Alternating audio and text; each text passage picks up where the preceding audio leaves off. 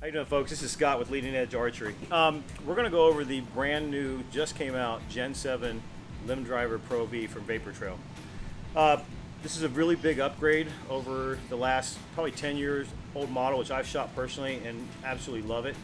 But one of the biggest complaints we had as a shop is the lack of a fully enclosed cage system. So the old one, as you can see here, the cage is open here. So we got a lot of complaints about that. All the other drop away rests have a fully enclosed cage. So Vapor Trail this year came out with a elastomeric coated cage system, which is very, very nice. It's got the quick load Aero rest section here, which you can load in quickly. And one thing I really like about it is that they encased the rest when it's fully closed. You can see the V-bar is completely enclosed and encased also. It sits down in this nice little slot. So it's protecting a lot of the mechanism that the prior rest was wide open. You can get debris and stuff in there. I also really like internally here, you may not be able to see it, but where this rest comes down and it makes contact here in the down position, it's got a nice rubberized flat back, so it's really quiet, really quiet. Probably one of the little flaws in the last couple of years. It had a rubber compound there, but it's a stick-on. So they made some great upgrades. I'm really excited to get this on this bow and give it a try.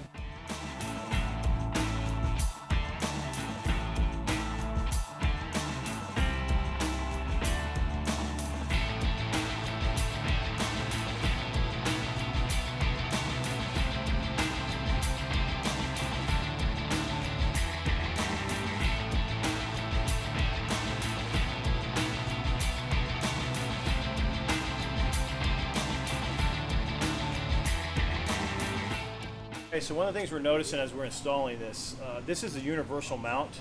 They're going to make bow specific mounting brackets for these new Gen 7s, which is going to be nice. It's going to, increase our cost of ownership on a shop side a little bit. But, for example, on this universal mount, this is the vibration reducer on the cable guard, and we're going to have contact here.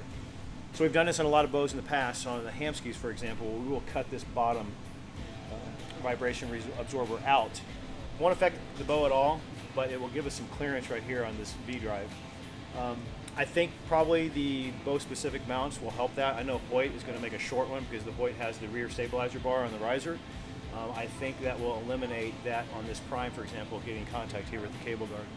The second thing is that I noticed this rest has a very low center of profile. What that means is when I'm going to tune this Aero and getting it installed properly on the bow, this one sits much lower in its profile than its predecessor. So I'm having to really get this rest up the top end of the profile to ensure that I get this half shaft to full shaft above the burger buttonhole to get this rest properly tuned to the bow.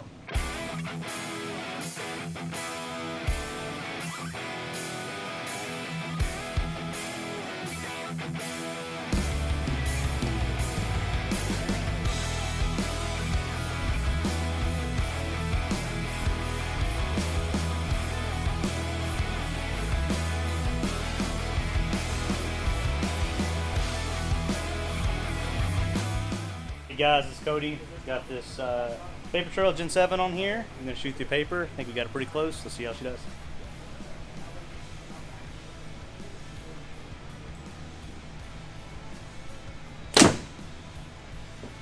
Looks pretty good. Got it all tuned up through paper. Let's get her on the target.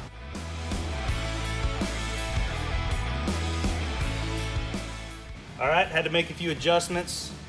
Right on spot, X 20 yards. This Vapor Trail Gen 7 is money, guys. Can't wait to play with it. I'm going to smoke an elk with it this year.